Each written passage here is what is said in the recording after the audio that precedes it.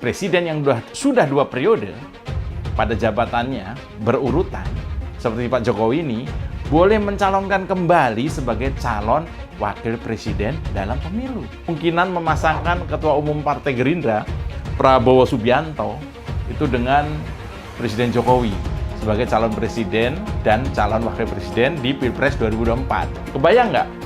Kalau misalnya Pak Jokowi jadi wakilnya Prabowo, lalu maju Pilpres 2024, pasti nama pasangan ini disingkat jadi Projo. Harapan Anies Baswedan menjadikan Jakarta International Stadium JIS sebagai tonggak keberhasilannya sebelum dia turun tahta gagal sudah. PSSI menyatakan sebagai stadion olahraga masih banyak yang harus dibenahi. JIS tak akan bisa digunakan untuk pertandingan sepak bola internasional. Untuk sementara, Anies harus cukup puas JIS digunakan untuk sholat Idul Fitri dan Idul Adha. Menjadi semacam masjid lah. Di sisi lain, Anies sendiri tak punya jawaban rupanya atas keberatan PSSI. Menurut media, Anies cuma tersenyum ketika ditanya wartawan. Dia bilang dia hanya bisa tersenyum menanggapi pernyataan PSSI tersebut. Dia mungkin hanya bisa tersenyum karena dia tahu dia tak bisa berkomentar panjang. Dan dia tahu dia harus mengubur harapannya melihat JIS menjadi ajang pertandingan sepak bola internasional sebelum dia mengakhiri jabatannya. Ikhlaskan saja ya, Pak Anies. Akhirnya DPRD DKI secara resmi mengumumkan pemberhentian Anies Baswedan sebagai Gubernur DKI Jakarta. Anies selesai tugas tanggal 16 Oktober nanti. Banyak sekali masalah yang ditinggalkan Anies Baswedan di Jakarta. Itu belum nama-nama jalan yang dengan seenaknya dia ganti tanpa peduli keruwetan warganya yang harus mengganti KTP sampai kartu keluarga. Tapi Anies Baswedan mana peduli. Yang penting dia sudah balas budi kepada para pendukungnya, sedangkan warga lain silakan gigit jari. Warga miskin Jakarta tetap saja jadi korban. Sudah digusur-gusur, maksudnya direlokasi. Sekarang rumah murah pun tinggal mimpi. Dan yang terbaru adalah kasus Stadion Jakarta International Stadium. JIS adalah stadion kebanggaan Anies Baswedan karena disitulah tempat ibadah terbesar yang pernah dia buat. Gitu kok mau jadi presiden. Bisa ruwet Indonesia kalau doi menang. Saudara Anies Rashid Baswedan dan Saudara Insinyur Haji Ahmad Riza Patria, masing-masing sebagai Kepala Daerah dan Wakil Kepala Daerah DKI Jakarta masa jabatan 2017-2022 diusulkan pemberhentian sebagai Kepala Daerah dan Wakil Kepala Daerah khusus Ibu Kota Jakarta. Janji kampanye gubernur yang diimplementasikan tidak terrealisasi, misalnya DP 0 rupiah, program OKOC, naturalisasi sungai, termasuk program mandeknya program air bersih, mandeknya program sampah, dan yang terakhir dan yang sangat penting menurut catatan kami adalah tidak berkualitasnya pelayanan publik. Memberhentikan Saudara Anies pada 16 Oktober 2022 nanti ya, nampaknya berjalan mulus. Nggak ada demo penolakan dari PA 212. Warga Jakarta senang bukan main. Nama 3 figur pejabat yang layak sebagai pejabat gubernur Jakarta sampai 2024 nanti. Apakah salah satu nama pejabat itu adalah Basuki Cahayapurnama alias Ahok? Kalau sampai misalnya Ahok yang jadi pejabat gubernur setelah Anies, betapa ada jutaan warga Jakarta akan menyambut dengan gegap gembita kembalinya orang baik yang dijolimi politik kotor pada 2017 lalu. Sebaiknya sebelum lengser, Anies buat acara meminta maaf selama menjadi gubernur. Tentu minta maaf kepada warga Jakarta, kepada orang-orang yang tadinya berharap rumah murah tanpa DP, kepada orang-orang yang tadinya berharap buka usaha dimodalin OKOC, kepada orang-orang yang tadinya mau punya apartemen tapi malah suruh sewa aja, atau kepada anak-anak SD yang ternyata banyak yang DO. Tumbengan digelar merayakan bebasnya Jakarta dari cengkraman manusia kelebihan bayar. Salam. Izinkan saya menyampaikan rasa syukur bahwa berkat atas izin Tuhan Yang Maha Kuasa, dan semoga hari ini menjadi hari bersejarah yang kita akan ingat dalam perjalanan hidup kita. Gubernur, oh haleluya. Terima kasih, terima kasih, terima kasih. Saya berterima kasih kepada Tuhan. Selama 5 tahun kami dipimpin oleh seorang gubernur adil dalam pendidikan. Kami akan merasa sangat kehilangan. Anies Baswedan mengunjungi gereja. Yang membuat saya aneh itu justru pernyataan dari pendeta dari gereja yang bersangkutan. Malah menobatkan Anies Baswedan sebagai bapak kesetaraan. Tidak layak seorang Anies menyandang gelar bapak kesetaraan. Jangan Pak Pendeta ini mencoba menyesatkan masyarakat, mencoba memanipulasi sejarah. Jangan yang hitam dikatakan putih, Pak Pendeta. Setelah sebelumnya masjid dipolitisasi, sekarang gereja pun dipolitisasi. Dan tidak punya hak sebagai seorang pemimpin, gubernur memakai stola hanya untuk menunjukkan bahwa dirinya punya posisi yang penting. Dan ini menjadi bukti bagaimana blundernya Anies Baswedan semakin memperkuat citra Anies Baswedan sebagai bapak politik identitas di Indonesia. Tentu saja, kasus dugaan korupsi Formula E melibatkan Anies. Ada alasan mengapa KPK harus memanggil dan menanyai Anies. Anies dalam berita korupsi itu oleh mereka dianggap sebagai pembangunan citra negatif bagi Anies. Belumlah, Anies sedang bersiap untuk maju sebagai capres untuk Pilpres 2024. Kalau Anies ini nggak masuk kali ini, ya sudah, mending KPK aja yang dibubarin, karena nggak mampu menahan seorang Anies Baswedan. Di mana-mana yang namanya calon koruptor ketika dipanggil oleh KPK, dia itu nggak pernah mengklaim bahwa dirinya sedang membantu KPK. Nggak pernah gitu. Cuma Anies yang bisa begitu membantu KPK dengan cara masuk ke dalam penjara. Diundang untuk membantu, kami pun hadir. Untuk membantu menjalankan apa yang dibutuhkan oleh KPK. Isu yang sedang didalami akan bisa menjadi terang benderang dan memudahkan dalam KPK menjalankan tugas. Bapak Ibu, saudara-saudaraku, akhir-akhir ini ramai sekali ceramah seorang yang melarang kita untuk berteman dengan orang dari agama lain. Sudah 77 tahun negara Kesatuan Republik Indonesia merdeka. Bisa-bisanya masih ada ungkapan yang keluar seperti itu. Saya ingatkan, jangan ada lagi politik identitas. Jangan ada lagi politisasi agama. Jangan ada lagi polarisasi sosial. Hukum harus ditegakkan seadil-adilnya tanpa pandang bulu. Demikian juga dengan pemberantasan korupsi terus menjadi prioritas utama. Untuk itu, Polri, Kejaksaan, dan KPK terus bergerak. Ideologi Pancasila, Bhinneka Tunggal Ika, dan patriotisme merupakan pilar utama. Dilarang memilih pemimpin non-Muslim. Wajar. Jakarta pernah punya catatan buruk sejarah pada saat pilkada yang memenangkan Anies Baswedan sebagai gubernur. Memilih pemimpin yang seiman. Kacau kan? Memilih bukan mempertimbangkan kualitas orangnya, kemampuan orangnya. Jadi ketika masyarakat DKI mau nuntut, sebagai gubernur, kerjanya yang bener dong. Mungkin dijawab, kan dulu lo milih gua karena agama, bukan karena kemampuan gua, bukan karena gua punya prestasi, bukan karena gua punya integritas. Sekarang kenapa nuntut? Kan itu konsekuensi logis dari cara berpikir dalam proses pemilihan yang salah. Ketika ada pemilihan OSIS, orang menggunakan ayat ini. Ketika pemilihan RT, orang menggunakan ayat ini. Ketika pemilihan kapten kesebelasan untuk sepak bola, orang menggunakan ayat ini. Untuk memilih seorang ketua arisan, akan menggunakan ayat ini. Betapa kacaunya kehidupan kita. Dan ternyata prediksi gue benar. Kenapa pelayan publik, pelayan rakyat? Masa nyarinya susah?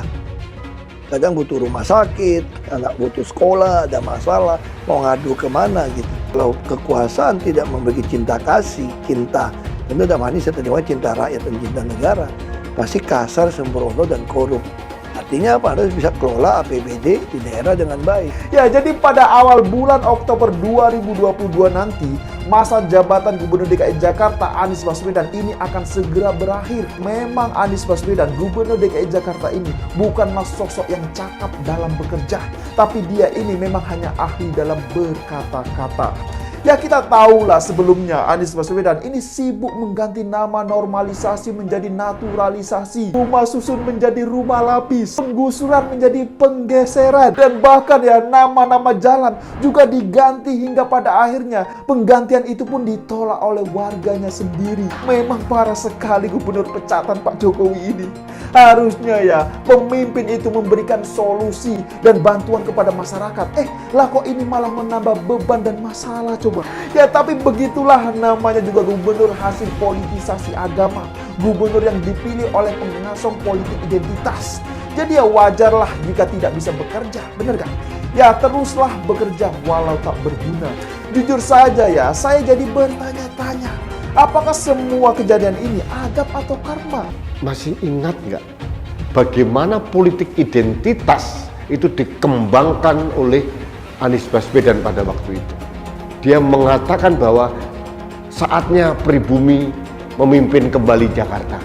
Kata-kata pribumi diungkapkan. Apa yang terjadi?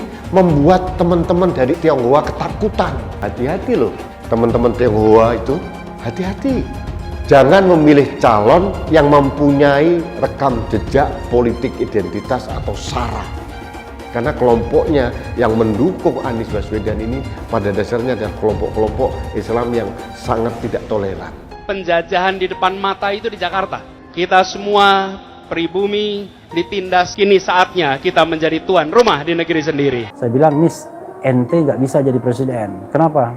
Karena presiden adalah orang Indonesia asli, saya bilang. Anies Baswedan belakangan ini tampil sebagai sosok toleran yang menghargai keberagaman. Mereka yang baru saja mengenal Anies mungkin akan dengan mudah terpesona dengan kata-kata dan langkah Anies. Kalau sekarang dia bicara soal persaudaraan antar umat, saya yakin dia tidak sungguh-sungguh meyakininya. Percaya? Saya sih nggak percaya. Anies memang sangat pintar merangkai kata-kata. Kita tak perlu percaya bahwa Anies adalah sosok pembela pluralisme dan toleransi. Ini loh pejabat A kelakuannya ini, bohongnya ini, B ini, ada sebarin, pusing ya. Sebagai orang beriman, jabatan itu amanah Tuhan. Tapi kamu lakukan melanggar aturan Tuhan untuk mendapatkan jabatan itu. Berarti jabatan bukan amanah Tuhan, amanah hantu kan. Rakyat yang butuh pejabat yang jujur gitu. Terus saya tanya, kenapa mau pilih saya? Nah, kamu jujur? Nah, sama kayak korupsi gitu kan. Ketahuan arus orang marah-marah nggak kepilih, ya sudah. Tekan saya kan cuma 2 aja. Bukan minyak babi ya, asing-asing, Cina lah, kafir lah. Zaman Anies Baswedan, penanganan banjir seperti tidak punya konsep yang jelas. Anies lebih banyak bermain di kata-kata daripada di kerja. Normalisasi diganti menjadi naturalisasi. Anies ingin penanganan banjir harus sesuai tuntunan agama, sesuai sunatullah katanya. Entah apa urusannya banjir dengan agama, cuman Anies yang tahu. Untuk warga Jakarta, saya ucapkan selamat mendapat kenikmatan yang tiada tara. Banjir daerahnya, bahagia warganya, senang ormasnya, dan soleh gubernurnya. Lo mau tahu nggak, sumur resapan yang ngabisin anggaran beratus miliar itu meresap air agar masuk ke dalam bumi sesuai dengan sunatullah. Tetapi ternyata sumur ini tidak meresap air, malah airnya itu menggenang di sumur-sumur itu. Sumur resapan itu sekarang harus disiapin pompa untuk menguras air di sumur resapan. Kalaupun dia harus makan babi, sepanjang jadi presiden mungkin akan dilakukan. Bapak Politik Identitas Indonesia Anies Baswedan, Bapak Intoleransi Indonesia Anies Baswedan, jangan lupakan, jangan terlena, jangan sampai dia pecahkan kita dengan dagangan ayat dan mayatnya. Air itu turun dari langit, turunnya ke atap rumah langsung sumber bor, bukan ke sungai dan ke laut. Jangan sampai Indonesia jatuh ke tangan pembohong. Jangan sampai Indonesia jatuh ke tangan Anies Baswedan. Anies Baswedan pasti akan mempertanggungjawabkan segala perbuatannya, perbuatan kelebihan dana, kelebihan anggaran, kelebihan bayar di semua proyek-proyek Pemprov DKI, dan semua kroni-kroni dan kroco-kroco Anies Baswedan juga akan mempertanggungjawabkan semua perbuatannya, dan pastikan itu sebelum Pilpres 2024. Apalagi sekarang JIS ini, kayaknya pastikan itu juga pasti ada kelebihan bayar, pasti ada koruptornya di situ. Tinggal KPK menyelidiki anggaran yang ada di JIS, dan habis itu baru hajarlah formula E. Kamu mau panggil saya hadap Tuhan Allah pun yang benar gua hadapin. Apalagi cuma BPK. Tenang, kalau BPK sudah periksa, nyatakan tidak ada kerugian, aman lah kita. Ada oknum BPK masuk penjara tuh DKI itu. Dikatakan cuma salah bayar atau kelebihan bayar mungkin ya. Jadi kalau saya pasti ada proses. Kalau BPK menyatakan tidak ada kerugian negara, aman Anda. Anda mungkin benar, kalau ada oknum BPK nyatakan Anda salah, selesai Anda. Kalau orang dulu mempersoalkan KPK mesti direvisi undang-undangnya, saya kira BPK yang harus direvisi undang-undangnya juga. Ini sebenarnya kasus korupsi. Kelebihan bayar ini sebenarnya ya, kalau secara hukum saya melihatnya ini sebenarnya bisa jadi kasus korupsi gitu. DKI yang kita harapkan, Anies Baswedan yang begitu jelas Islamnya, 4 tahun 8 bulan jadi gubernur. Mana peraturan pergub saja yang melarang miras? Mana perda Islam apalagi? Yang akhirnya tidak berani juga menegakkan hukum. Banjir tetap banjir, macet tetap macet, kriminalitas Jakarta. Anda tahu, 2 menit sekali terjadi pencurian. Sekarang orang sedang euforia, dia mau dicapreskan. Bagaimana umat terjebak lagi, bodoh lagi, masuk lagi. Kalau misalnya memang Anies itu mau maju dan dia tekad mau menegakkan hukum Islam dan menyatakan perlawanan, saya peduli. Tapi dia tidak lakukan itu. Mas Anies harusnya sudah membuat relokasi untuk orang-orang di Kampung Bayam, sampai hari ini belum juga. Banyak juga yang udah kita omongin, kita minta gitu ya, belum dijalanin juga gitu. Jangan hanya konsentrasi pada pembangunan benda-benda mati yang indah difoto dan bisa ditunjukkan dalam 5 tahun hasilnya. Kalau kita mau menilai sebuah janji, maka lihat janjinya atau lihat kenyataannya. Dulu janjinya apa ya? Jangan panik kalau lawan itu punya terobosan. Tawarkan yang lebih baik.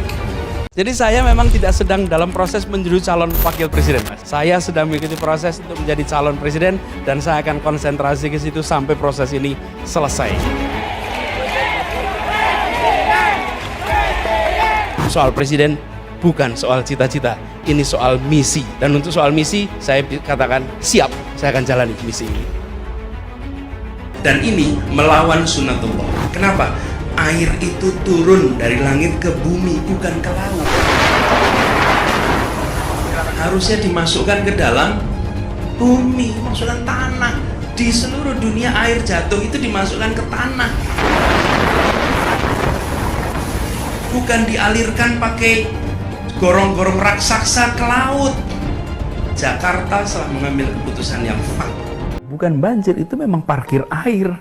Bukan banjir, itu memang parkir air. Masyarakat berkeliling dengan membawa toa untuk memberitahu semuanya, termasuk sirine. DKI Bond 82 miliar. Apa alat transportasi yang dimiliki oleh hampir setiap orang? Alat transportasi yang dimiliki semua orang adalah kaki. Kalau seandainya orang Jakarta percaya Pak Anies jadi gubernur pun, saya berani jamin kok dia akan lakukan normalisasi yang sama seperti saya lakukan kok. Nggak usah bohong lah. Ketika air sampai di muara, maka siap untuk dipompa ke laut. Iblis hanya menggoda orang yang beriman. Makanya jarang-jarang orang kafir kerasukan setan. Yang kerasukan setan itu orang baik-baik. Jarang, saya belum pernah nengok Cina kerasukan setan. Pernah tak Ahok itu kerasukan setan? Enggak, setannya juga pernah. Karena sesama setan dilarang saling menggoda. Karena di salib itu ada jin kafir. Karena di salib itu ada jin kafir. Karena di salib itu ada jin kafir. Haleluya. Kepalanya ke kiri apa ke kanan? Kepalanya ke kiri apa ke kanan? Tetap percaya salib itu lambang mulia, bukan jin. Kok ketawa? Aku nggak nyindir siapa-siapa loh. Saya nggak pernah mundur untuk kebenaran, keadilan, kejujuran. Dan peri kemanusiaan, gue nggak pernah mundur. Dan gue nggak pernah takut juga sama lu. Siapapun yang rasis, gue akan hadapin. Gue bilang. Karena rasis itu tidak berperi kemanusiaan. Sama saya ditanya dulu kan, kamu nyesel nggak statement kamu di Pulau Seribu sehingga masih masuk penjara? Tidak pernah nyesel. Karena saya mengatakan kebenaran. Hai semua, dengan saya Jonas Leong. Terima kasih banyak buat kalian, penonton setia yang selalu menonton di channel ini. Saya secara personal sangat menghargai waktu kalian. Dan saya sudah menganggap kalian sebagai family karena kalian selalu support di channel ini. Bagi kalian yang selalu menuliskan opini kalian di kolom komen, saya baca komen kalian satu persatu. Saya baca komen kalian untuk mengetahui opini kalian, tanggapan kalian, dan masukan kalian sangat berguna untuk video selanjutnya. Terima kasih banyak buat kalian yang selalu menekan tombol like di awal video. Video seperti ini membutuhkan waktu dan juga research. Dan ini semua gratis untuk kalian. Jadi pastikan kalian menekan tombol like-nya, supaya saya mengetahui kalian menyukai konten yang saya bagikan. Presiden yang sudah 2 periode pada jabatannya berurutan, seperti Pak Jokowi ini, boleh mencalonkan kembali sebagai calon wakil presiden dalam pemilu. Selalu menarik ya kalau ada isu Pak Jokowi mau maju lagi di Pilpres. Itu jumlah yang suka dan yang kesel sama-sama banyak. Yang mendukung beralasan. Jadi program yang di awal sudah dicanangkan oleh Pak Jokowi, jadi nggak maksimal bisa digarap. Karena semua sumber daya dibelokin ke program-program percepatan penanganan COVID-19. Itu alasannya. Yang tadinya mau bikin jalan mulus, malah buat beli masker berkardus-kardus. Mendadak ada berita Mahkamah Konstitusi atau MK, ya kan, menyebut presiden yang telah terpilih 2 periode pada masa jabatannya boleh mencalonkan kembali. Karena memang di Undang-Undang Dasar 1945 tidak secara terang-terangan atau eksplisit mengatur larangan presiden 2 periode tidak boleh maju sebagai calon wakil presiden, gitu. Ya jadi di undang-undang itu nggak ada tulisan misalnya sudah 2 periode nggak boleh lagi jadi presiden ataupun wakil presiden. Di situ malah jelas pada posisi yang sama, artinya presiden, gitu. Artinya masih boleh jadi wakil presiden. Itu tafsir sementara. Kemungkinan memasangkan Ketua Umum Partai Gerindra, Prabowo Subianto, itu dengan Presiden Jokowi sebagai calon presiden dan calon wakil presiden di Pilpres 2024. Ya, karena memang soal kewenangan penentuan cawapres itu ada di tangan Prabowo. Ya, saya sih yakin ya, kalau memungkinkan, bisa saja siapa yang nggak mau berpasangan dengan Pak Jokowi. Ini baru berita nih.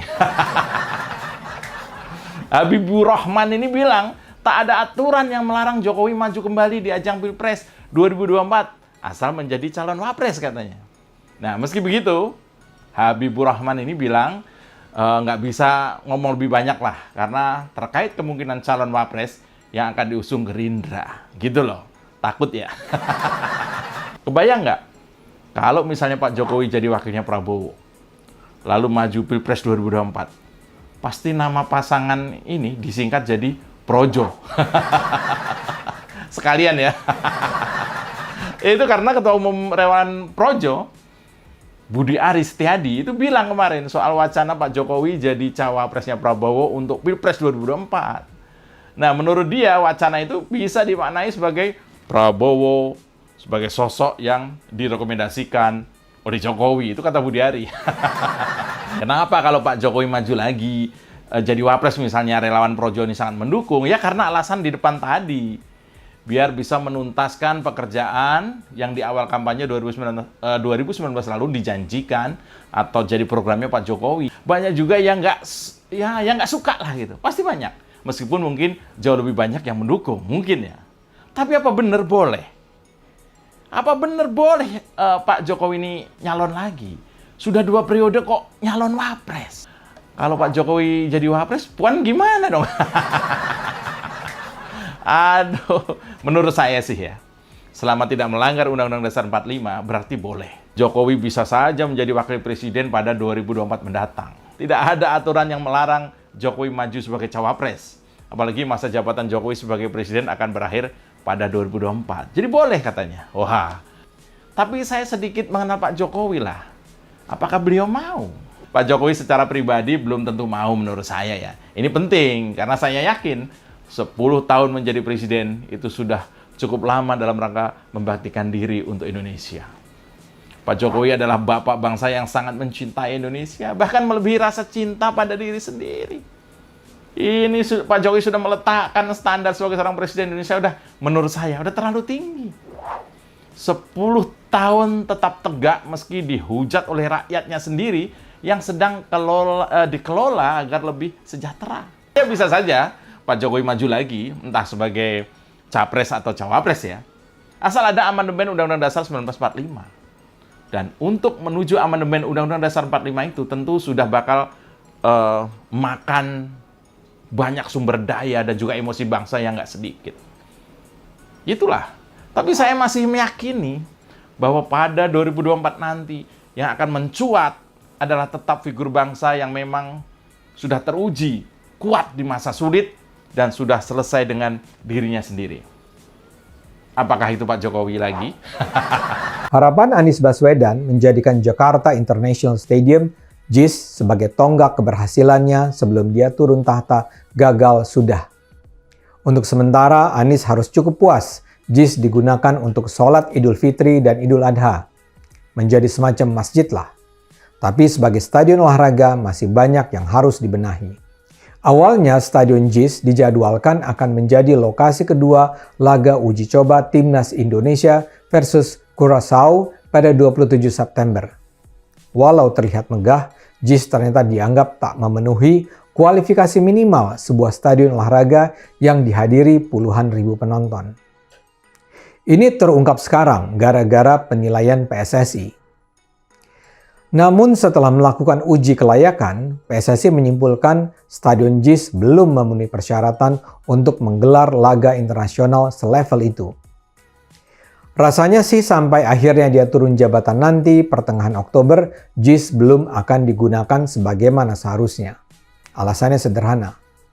Sebagaimana sebelum-sebelumnya, karya Anies kali ini pun dibuat tanpa perencanaan dan konsultasi memadai. Soal berikutnya adalah ketidaksiapan area kedatangan tim yang akan berlaga. PSSI melihat plafon di JIS terlalu rendah, sehingga bus pengangkut tim tidak bisa masuk ke stadion secara langsung. Akibatnya, bus yang membawa tim terpaksa berhenti di area umum, bukan di area khusus. Ini bukan perkara sederhana. Wilayah drop-off ini harus memiliki batas pagar pengaman dengan ketinggian area yang cukup dilalui oleh kendaraan bus tim. Idealnya bus pengangkut tim bisa mencapai ke lorong masuk ke ruang ganti, dan seharusnya ada daerah khusus drop-off untuk tim, ofisial, serta perangkat pertandingan yang terpisah dan tertutup. Bayangkan kalau para pemain bertemu langsung dengan ribuan supporter. Belum lagi kalau suasana pertandingan panas. Apa yang terjadi kalau para supporter marah? Ada sejumlah kelemahan JIS yang diungkapkan PSSI. Salah satu yang ditekankan PSSI adalah soal tempat parkir. JIS dapat menampung 80.000 penonton, tapi hanya bisa menampung parkir sekitar 800 unit kendaraan roda 4. Bila jumlah parkir terlalu sedikit, penonton harus berjalan kaki dulu keluar dari area stadion untuk mencapai kendaraan umum. Pertanyaannya, apakah di daerah Sunter, tempat JIS berdiri, sudah tersedia jaringan transportasi umum yang bisa membawa penonton ke daerah-daerah lain? Kapasitas parkir ini jauh dari rekomendasi FIFA, yakni Federasi Sepak Bola Internasional.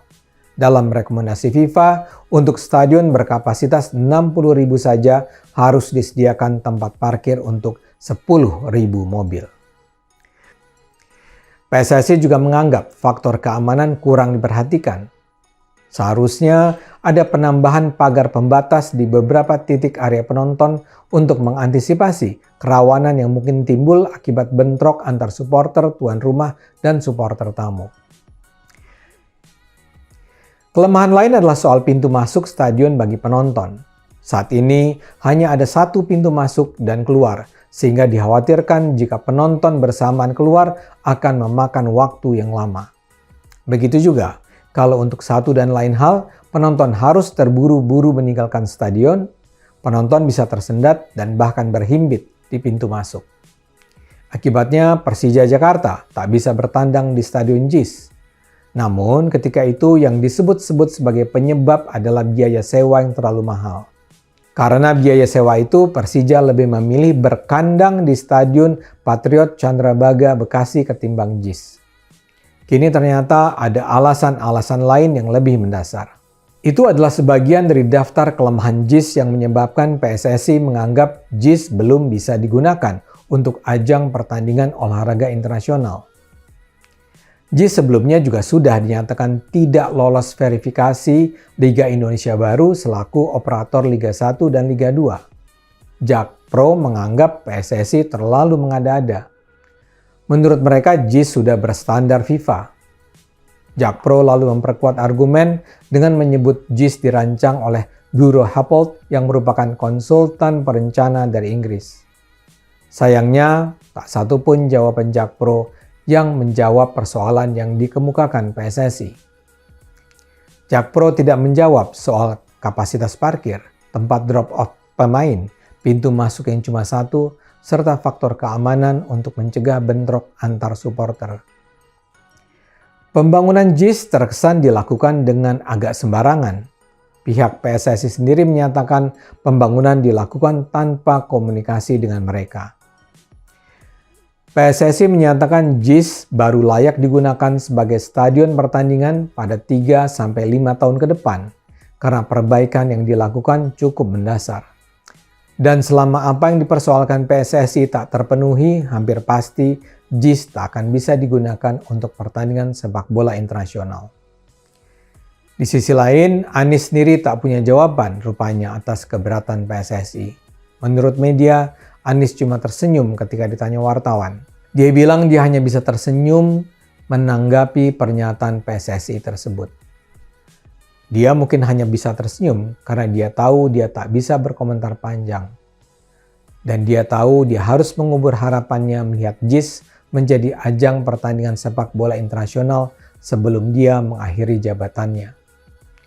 Ikhlaskan saja ya, Pak Anies.